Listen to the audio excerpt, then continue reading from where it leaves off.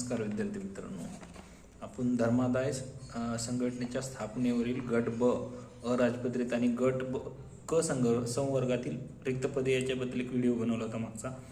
त्या व्हिडिओमध्ये टोटल पदं मी सांगितली होती 179 होती आणि परीक्षेची अर्ज करण्याची तारीख ही 3 ऑक्टोबर 2025 लास्ट आहे.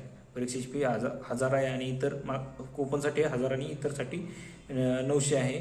परीक्षा TCS घेणार आहे. ह्याच्यामध्ये मी तुम्हाला सिलेबस सांगतो म्हणालो होतो, तरी मी सध्या तुम्हाला 2 सब्जेक्टचा इथं सांगतो या व्हिडिओमध्ये आणि 2 सब्जेक्टचा दुसऱ्या व्हिडिओमध्ये सांगतो. कारण सामान्य ज्ञान आणि रिझनिंगचा सिलेबस हा खूप डीपमध्ये दिलेला आहे.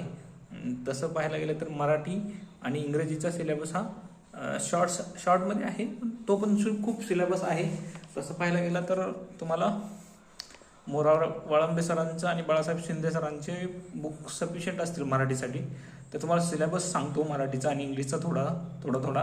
परत दुसऱ्या व्हिडिओमध्ये सामान्य ज्ञान आणि रिझनिंगचा सांगतो, बुद्धिमत्तेचा.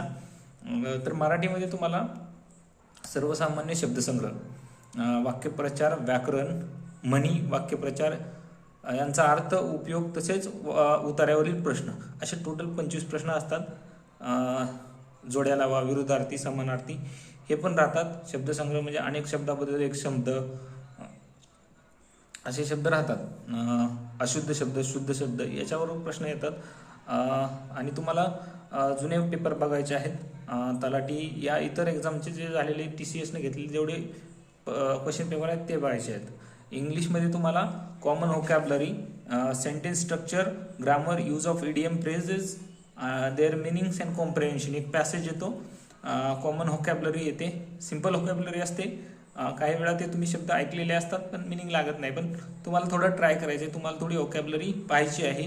न्यूजपेपर 15-20 मिनिटं अर्धा तास वाचू शकता आणि त्याच्यात तुम्हाला अडणारे शब्द काढून घेऊ शकता.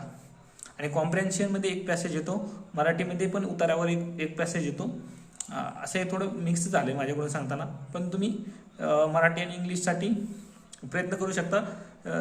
विशेषतः तुम्ही जुन्या सिलेबसनुसार जसे क्वेश्चन फॉर्म झालेले आहेत त्याच्यानुसार जरी अभ्यास केला तरी चांगला अभ्यास होतो. आणि तुम्हाला क्वेश्चन पेपर बघायचे आहेत. प्रिव्हियस क्वेश्चन पेपर जरी बघितले ना तर TCSला खूप फायदा होतो.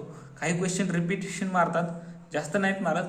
4-5 क्वेश्चन सर्व प्रश्न एक 5-6 प्रश्नपत्रिकामध्ये येऊ शकतात. तुम्ही प्रश्नपत्रिका बघा. ज्या प्रश्नपत्रिकेच्या नुसार जर मराठी, इंग्लिशचा आणि इतरचा पण अभ्यास केला त्या लेवलला तर तुम्हाला चांगले मार्क मिळू शकतात.